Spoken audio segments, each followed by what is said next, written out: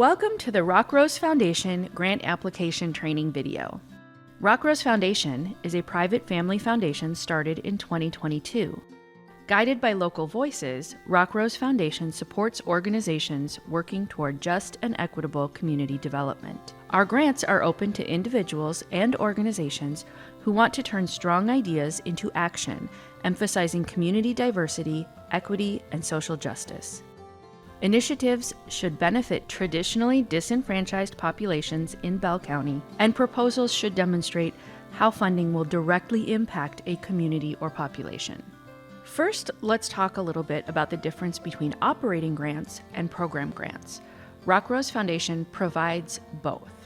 Operating grants are unrestricted grants where the funds support an organization's general mission and can be used to pay for overhead expenses such as rent, salaries, furniture, and other day-to-day costs of running a business. Program grants provide funds that support a project or activity and are tied to specific project-based outcomes. Next, let's talk about eligibility. In order to receive a Rockrose Foundation grant, your service area must be within Bell County, Texas. Grants are available to nonprofit organizations, and although it is preferred, 501c3 status is not required. Priority is given to newer organizations or established organizations developing a new idea that may struggle to receive traditional funding. Organizations should be able to demonstrate awareness of and progress toward diversity in staffing and leadership. Grants are also available to individuals with a good idea and a solid plan on how to implement it. Rockrose Foundation is unable to provide educational scholarships at this time. The application can be found in several places on the Rockrose website, including a banner on the front page, the Apply tab, and under the question, How do I fill out the application, on the FAQ page. Our application is a PDF document. You can open it using PDF software or your browser. Type directly into the fields on the application. Save the edited document, including the name of your organization in the title, and then email us the completed application as an attachment. You may also print the completed application and return it by mail. The first page of the application is the cover sheet. This page is how we collect contact information and information required by the IRS. All sections relevant to your organization must be filled in completely. The first section is organization specific. The legal name provided on the application must be the same as what was provided on your IRS determination letter and your IRS Form 990. The year founded is the year your organization as a whole was created. Please be sure to use the contact information for the person responsible for answering questions throughout the application process. And be sure to include a regularly monitored email or phone number, and let us know what your preferred method of communication is. Failure to respond to requests for additional information throughout the process may result in ineligibility, so this part is very important. The second section is project specific. Your title is whatever you call the project, so we know how to refer to it when we talk to you. Year started is the year your project was started or the year it will start, not the year your organization was founded, unless you are requesting an operating grant. The amount requested is the amount you are asking for in this grant application specifically, as opposed to the total project cost, which is the total amount of funding you will need to make your project successful. Please review the amount available this year on the Rockrose Foundation website and consider what you have the infrastructure to manage when deciding what to request. If these amounts are different, please be sure to share details about other received or projected funds in your budget or budget narrative. Finally, the time period covered is the period of time during which you will be spending the grant money. This should start after the grant award date, which you can find in the application instructions. This time period may or may not be the entire duration of the project. The next part of the application consists of a series of narrative questions. Your answers will give us information on your expertise and commitment to the issue, but also to the time and energy you've invested in understanding your project. Remember, we don't know what you don't tell us. Assume that the people reading your answers know nothing about your organization or project. We suggest aiming for about 300 words, or 4 to 5 paragraphs, for each answer. That should allow you to share details on the focus of your project and provide some background about the issue or the community served. Pro tip: save your finalized answers. Many grant applications ask similar questions, so you may be able to use these responses for future applications to us or to other grantors. The first 4 narrative questions are about your organization.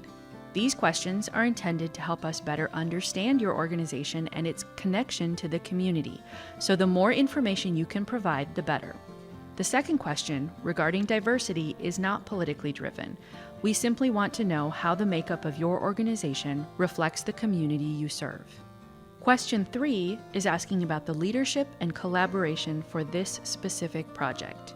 And the final question is aimed at identifying anything we can do beyond providing grant money while your project is running to help with success. For example, sharing posts on social media or attending events. The remaining 5 questions are intended to help us understand an unfulfilled need in the community and how your program addresses that need.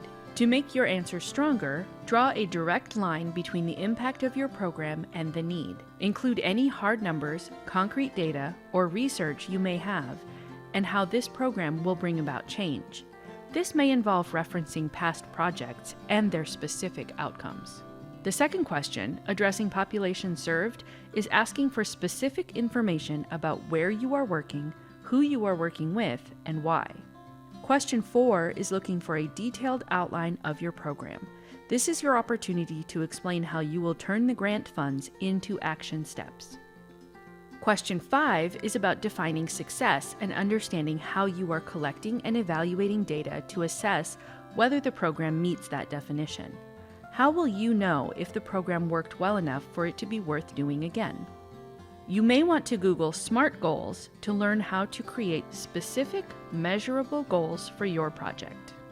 Reminder, these answers should be about 4 to 5 paragraphs. The next part of the application is the projected project budget. Your budget should provide a clear and accurate picture of your current and expected financial situation. It should help us understand what the money you raise is being used for. Most importantly, your budget will offer insight into how your organization is structured and what kind of research and planning has gone into your idea. Your proposed budget should include a detailed list of all income sources and expenses for the project. Telling us about other income sources is beneficial because then we know you're working towards sustainability and not just relying on our grant to fund everything. If this is a new program or your organization is new, your proposed budget should include your researched estimate of every grant-covered expense related to running this program. Please note, estimates are not guesses. You should research what things actually cost, because we definitely will. Next, the application asks for a budget narrative, where you will help us understand how you came up with your numbers. This is where you will explain your budget in greater detail and make sure we understand how various items relate to the overall impact of your project.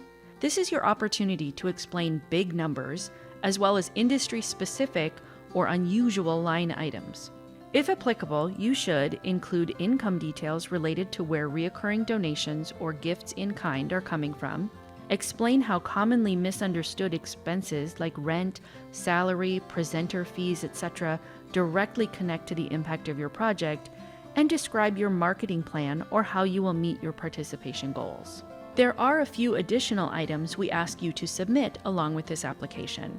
All organizations are required to submit an IRS letter of determination, their 990 form from the previous year, and their current and previous year's financial statements, such as cash flow, profit and loss, or balance sheets. Note, if this is the first year your organization is in operation, you will only be able to provide your current year's documentation. That's okay. If your organization is not a nonprofit, you will need to provide paperwork from the state with your registered name and the EIN provided by the IRS. Optionally, you may also want to include any verifying documents that are related to your funding request. For example, you might include a copy of your lease if you are requesting funding for rent, or payroll documents if you are requesting funds to cover salaries. Finally, let's talk a little bit about what to expect from the application process. You may notice that we have 2 deadlines for submitting your application. Our preliminary deadline is intended to make the grant application process as accessible as possible. We will provide feedback to organizations that don't have grant writing experience or dedicated grant writing staff. We will not be able to provide in-depth editing, and we cannot complete your application for you, but we can provide feedback that may be useful in improving your application, and maybe other applications you're completing as well. It's a good idea to put this preliminary deadline on your calendar whether you think you need help or not, so unexpected life situations don't put you at risk of becoming ineligible. We absolutely do not accept any applications past the stated final deadline. Applications sent through the United States Postal Service must be postmarked on or before that stated final deadline. Once you submit your application, we will let you know that it has been received. You may be asked to respond to follow-up questions, and we will contact you if there are any issues or questions about your application. You will have an opportunity to give a brief presentation to our Community Advisory Committee members during the review process. It is very important that we have accurate contact information so we can communicate with you about these things in a timely manner. You will receive final notification regardless of whether or not you are awarded a grant. If at any point in the process you have questions, you are of course welcome to reach out to us. That's it. You have now completed your Rock Rose Foundation grant application. Hopefully this video has helped make it as easy and smooth as possible and provided you with some tips on how to avoid common errors. We look forward to receiving your application and working with you and your organization in the future.